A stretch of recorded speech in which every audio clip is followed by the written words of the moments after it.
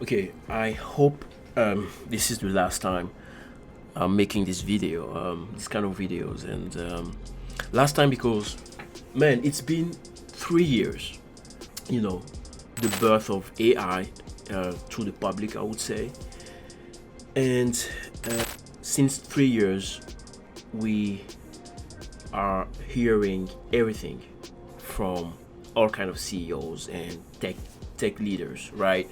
That AI will take your job, or you don't need to study computer science anymore. If I, you have Nvidia CEO, you have Facebook CEO like Mark Zuckerberg, Elon Musk, the CEO of Claude AI, all of those guys. Okay, it's been like since 3 years. They're telling us, like you will not need to code, you will not need to learn coding anymore because AI is gonna replace engineers. We will not need engineer.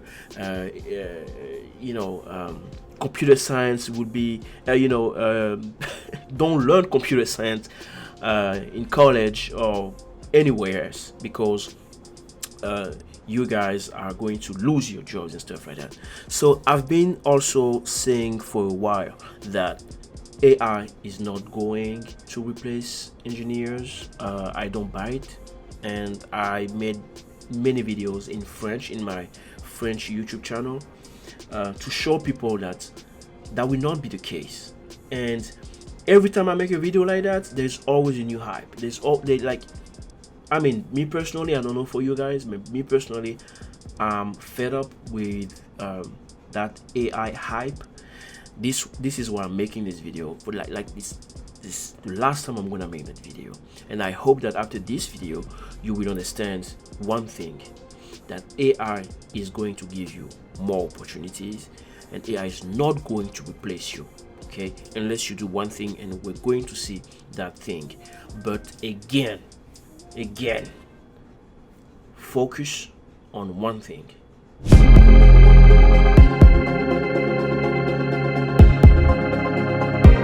I'm going to talk about that thing, but to show you why I believe, why you should definitely believe that AI is not going to replace you, or you're not going to lose your job because of AI, or to understand why you should actually focus on studying AI, on studying computer science.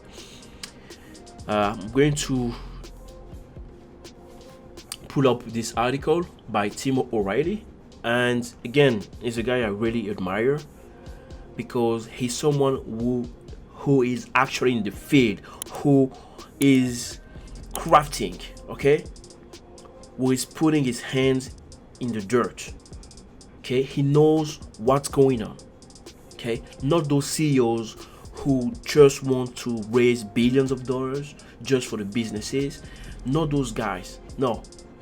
Okay, he is someone I really admire, and you should actually. So he wrote an article, and the title is "The End of Programming as We Know It." Okay, so I highlighted very, very great ideas, very great points, and we will go through that. Not all of that. I will paste the link to the article in the description. So feel free to go and read the whole article.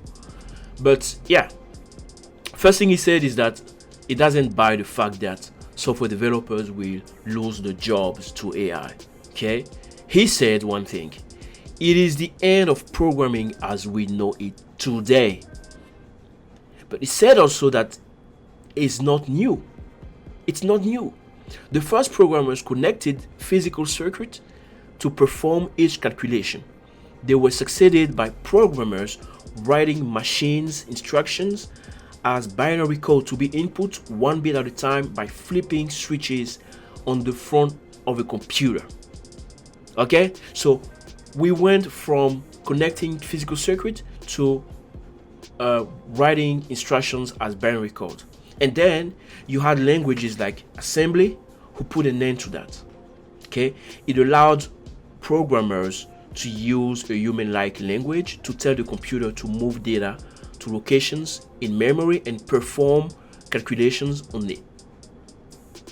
Okay, and after that you had higher level languages like COBOL, and after that C++ in Java. Okay, so those changes never meant they never meant that it was the end of programmers. No, but it made programming easier and easier, and so more accessible to many people. And that's how you had kids and garage entrepreneurs who just build companies that we know today, like Microsoft, Google, and stuff like that. Okay, those companies were born because programming was much easier, was more accessible to people. Okay, so he said there were more programmers, not fewer. This was far from the end of programming. There were more programmers than ever. Okay, users in the hundreds of millions consume the fruits of the creativity. And after that, you had the web. The web came, and people said, "Oh, that's the end of programming as well." Okay, because you had the user interface to, you just use your mouse and you can do whatever you want. After that, you had the no code. People came with no code. Oh, you don't need programmers anymore. You can just build websites without coding. But guess what? The web became more complex, and that complexity created new domains of knowledge, new fields, and we needed experts for those fields, new programmers for those fields, like front end and back end. And that's where you and I are right now. Okay, so we had all kind of things. Okay, all kind of things. Big data came, cloud computing came. We had services like Apple Pay, Google Pay, Stripe. Okay, so those tools made things that were more difficult for companies to be done in a very, very easy way. Okay, but guess what? It created more demand for programmers. Who were experts in those fields, like APIs development, cloud computing, etc. Okay, so at the end of the day, programs were designed and built by humans, not AI, but much of the work itself was done by special purpose predecessors to today's general purpose AI. Okay? Because the predecessors of AI were programs that were doing, were creating services for customers around the world. And he used a beautiful image, as you see here. Two pictures. We have people working in a factory in the 20th century, and those people were the workers of the 20th century. Okay, but today is in the 21st century. The workers are not the developers in the Silicon Valley startups. No, the real workers are the programs. But the humans behind the screen, the developers, the ones we call the developers, are actually the managers. They're not the workers. So I want you to like have that picture, because I want you to keep that picture in mind, because that's super important. That's super important. AI is the new worker. If I can put that like that. AI is the new worker. AI is the new tool that will create services at the highest rate. I would say the highest pace ever. Okay? but AI will still need the manager. You understand? So the softwares that we created, or 5 years, 10 years ago, those were the workers. We were the managers, giving the instructions. AI came, and AI is a new worker, and AI will still need managers, us. So as he said,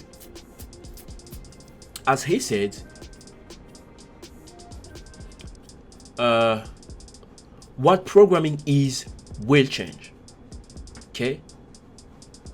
And he said that one of the deputy CTOs at Microsoft said, told him that we're in the middle of inventing a new programming paradigm around AI systems. When we went from the desktop into the internet era, everything in the stack changed, even though all the levels of the stack were the same. We still have languages, but they went from compiled to interpreted. We have teams, but they went from waterfall to agile to CI/CD. We still have database, but they went from SAID. They went from a SAID to NoSQL. We went from one user, one app, one thread to multi-distributed, whatever. We're doing the same thing with AI right now. That's what he just said.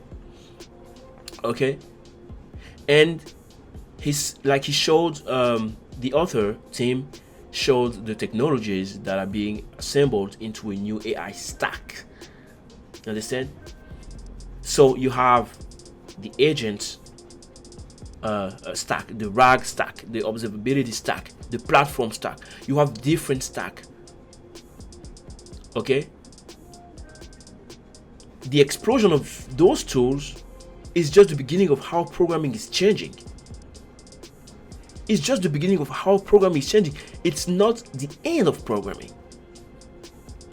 Okay? And the same CTO, the same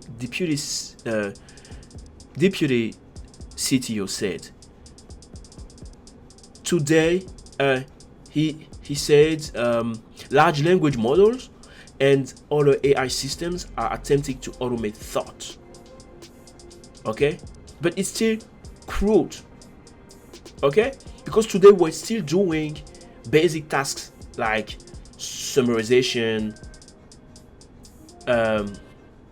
pattern recognition, text generation. We're still trying to make AI do that, but those are basic tasks.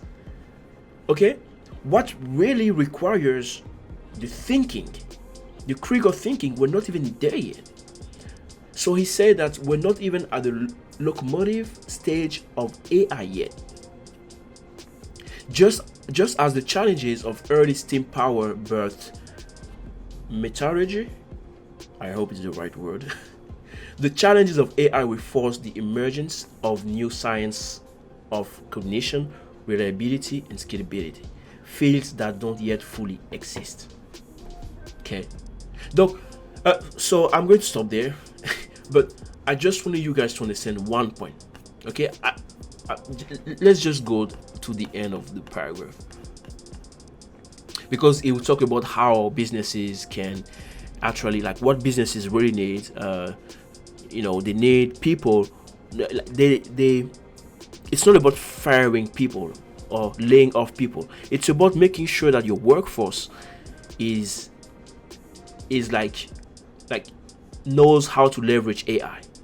You have many companies. I think one of them is Klarna, who actually was one of the first who laid off people because they wanted to automate one part of their system with AI, but they had to rehire people because anyway, I'm not gonna get into that discussion because it's a waste of time, I believe. But the author said the goal is to make sure that your people, your employees are very good at AI. Okay, so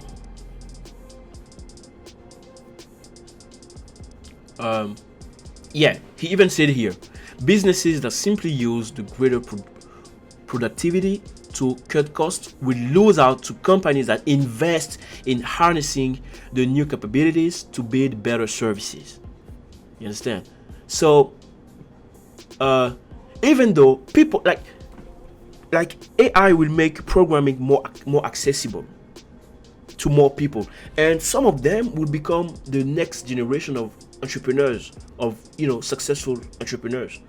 Yeah, they will build, like, AI can allow you to build prototypes, but you will still need professional developers to adopt, refine, and scale your tool. Okay? And he said at the end of the day, AI is actually going to liberate developers to move into the business much more and be much more levered in the impact that they deliver. Okay? Meanwhile, the top tier subject matter experts will become programmers with the help of AI assistants. It is not programmers who will be out of work. It will be the people in every job role who don't become AI assisted programmers. This is not the end of programming, it is the beginning of its latest reinvention. That's it. We're just reinventing the way we're programming. Okay? That's why you need to be more focused on knowing your domain, like on getting more and more insights on the domain knowledge. I don't care what industry you're working in right now. Make sure that you understand very well that industry. Make sure that you understand what your company needs. Make sure that you understand what your customers need. As a developer, that's where your mind would go. Your mind will go on unlocking your creativity potential now. That's the best time. Okay? So at the end of the day, that's the last time I'm making this kind of videos. But understand one thing: AI is not going to replace your job. AI is going to create new services for you to master. And if you master that, there's no way you will not be in demand, because the demand the demand in people knowing how to use AI to build services, to serve customers, will grow. And if you're a professional developer, you will be even more useful to companies, because you will know how to make those softwares, those services reliable and scalable. So learn how AI works and you will be good. I think this is actually the best time to learn software engineering. It's the best time to be part of that industry, because yes, that change that AI is bringing has never been seen before. So that's your time, and I hope that this video gave you the opportunity to give you the relief that you needed. Okay, now go and focus on mastering the foundations, and go and focus on building meta skills, or soft skills if you want. So I'll see you in the next video. Peace out.